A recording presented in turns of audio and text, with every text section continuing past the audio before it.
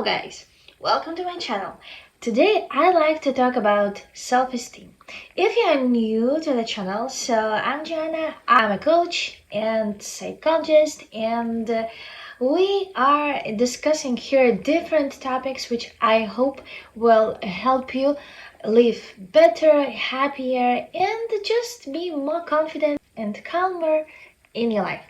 So today we'll discuss how self-esteem influences every aspect of our lives.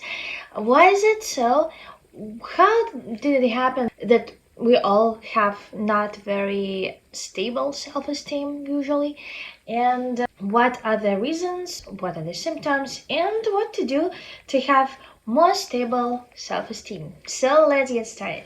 How many times have you thought, if I were more confident, if I were more beautiful, if I were different, if I were richer, like life would be, just heaven.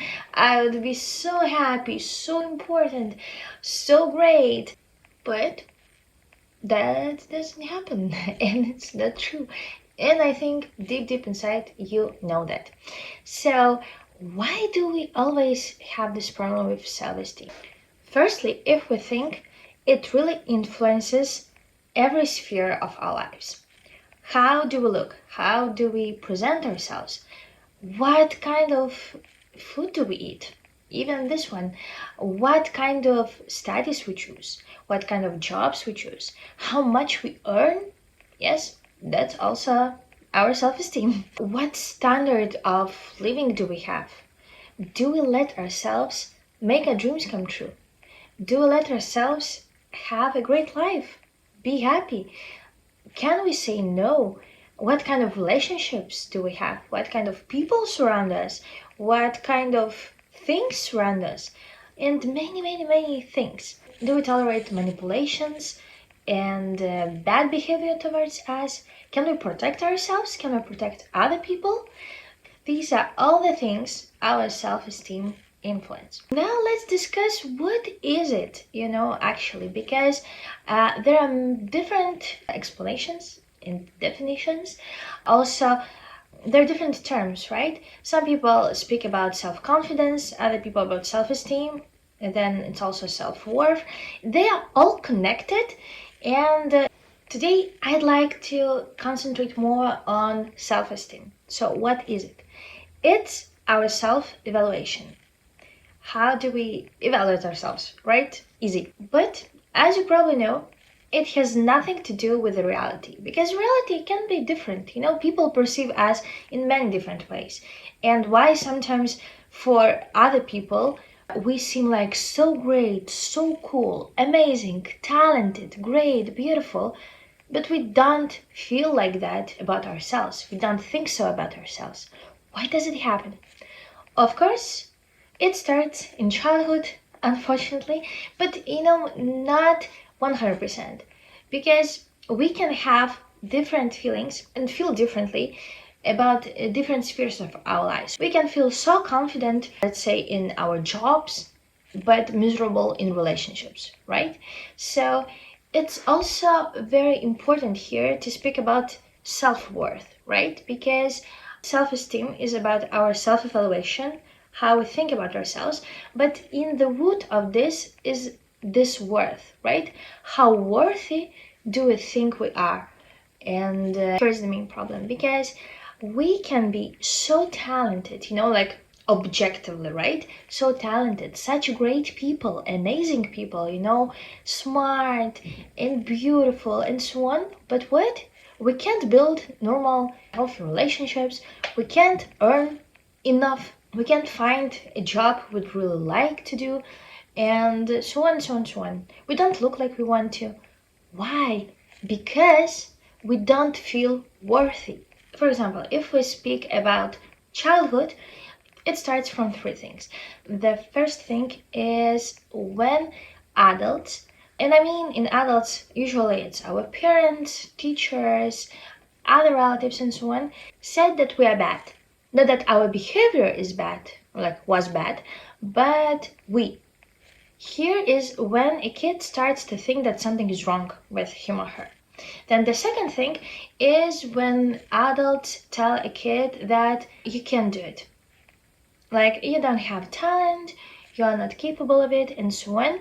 That's the root why in adulthood many people don't even try, because like, why should I try? Like, I can't do it, it's impossible. People don't believe that they can do something. They don't believe that they can achieve something, their goals, their dreams, and so on. Because deep, deep, deep inside, they have this thought that they can do it. And the last thing is comparing. Comparing because, very often parents like to compare their kids to other kids and so on. And here is the root of all of the problems with self-esteem. So, how can we say that we have unstable self-esteem? If we can say no, if we like to complain, if we like to gossip, if we think that others are better than us, when we feel guilty, when you refuse to help people and also refuse to take this help from other people when they want to help you, when we are afraid to ask other people for help, when we do everything for other people, not thinking about ourselves, but then feeling like that someone owes you something because you helped them, when we feel jealous, when we constantly think about what other people are going to think about us, when we constantly compare ourselves to others, when we don't even try to accomplish our goals, our dreams, when we constantly think like, I'm gonna fail. I'm definitely going to fail. I can't succeed. It's not for me. Like, I'm bad. You feel guilty all the time for everything that happens in your life. You don't trust yourself, your own taste, the things you want. You always try to ask other people for opinions. You're not sure of yourself, of what you think. You often feel offended when you sacrifice yourself, when you want to please everybody, when you don't say no, when you stay in abusive relationships, in bad relationships, when you don't say truth to people, because as you think, you can hurt them, but actually you are afraid of confronting them, confronting bad emotions, bad feelings, to stay true to yourself, to others. So these are quite many things, and don't think that it's something wrong with you, because very often we start thinking oh no, it's so many things I have to work on, and where do I have to start? I will never fix myself or something. No, it's not like that. You are already great, you're already cool, and you can definitely change it, change your way of thinking. You can try to make your self-esteem stable. And what you have to accept, what I think we all have to accept, is that our self-esteem is it's changeable, right? Like one day you can feel so good about yourself, really appreciate what you are doing in life and who you are as a person, and another day something may happen and you feel low, and it's normal, it's okay. Your self-esteem, of course, it depends on other people, but it's yours, right? I mean, it's your self-evaluation, right? And how we can work on it, how we can make changes in our lives. If we speak about self-esteem, so the first thing is, let's imagine you met a very interesting, great person. What's the first thing you are trying to do? It's of course to get to know this person. So your task here is to start getting to know yourself. Really learn what you like, what you don't like. Try many things, try new things. It will help you realize who you are, as a person, and also kind of fall in love with yourself. Another thing, what goes after this, take care of yourself.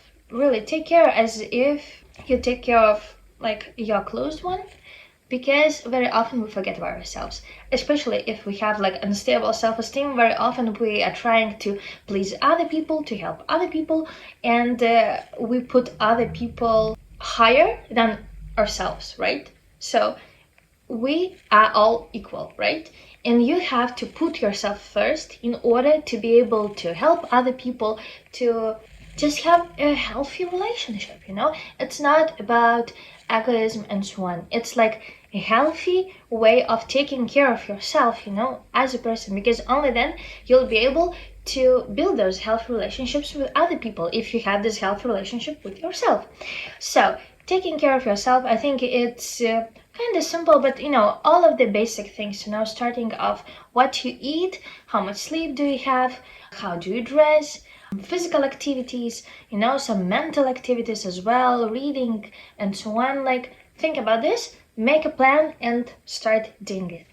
Another thing, make a list of all of your accomplishments in life.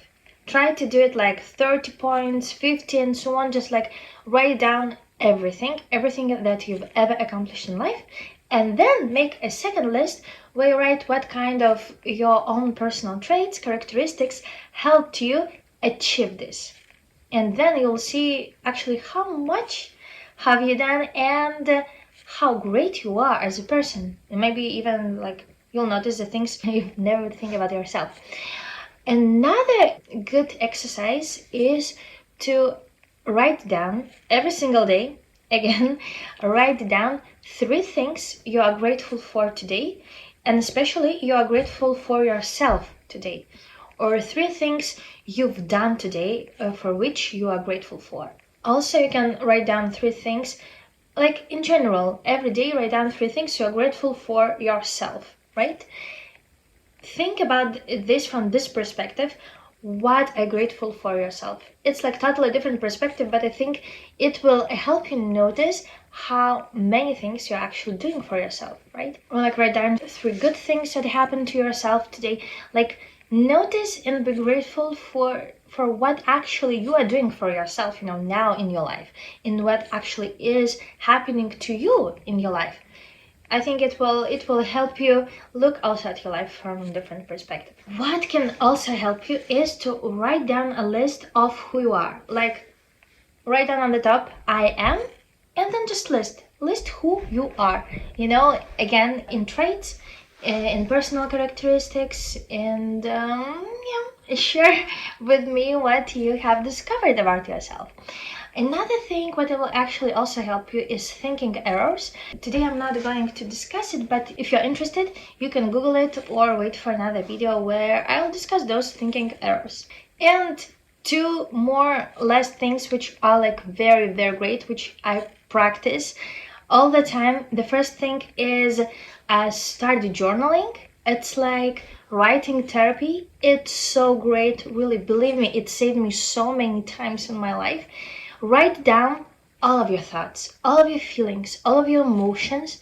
Just write down until you feel calm and okay with what you're feeling, with what you are experiencing right now. Believe me, it's so great. It's as if you speak, but also, sometimes it's not enough for us only to speak. We also have to write down some things, and while we are writing down them, we are, analyzing our thoughts, and we're making them like structured, we can see them in some particular form, and it also helps us rethink many things, analyze many things, and then make good decisions.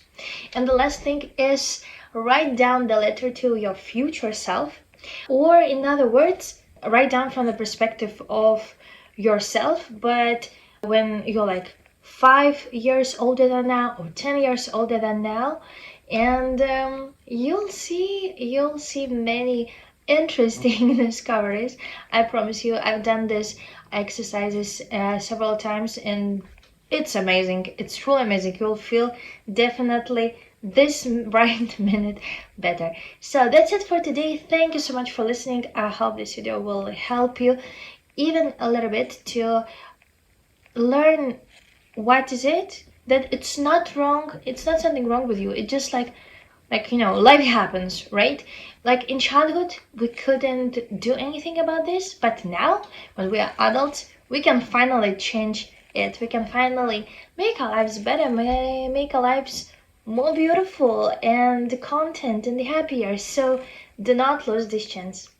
So that's it. Thank you so much and see you soon. Bye.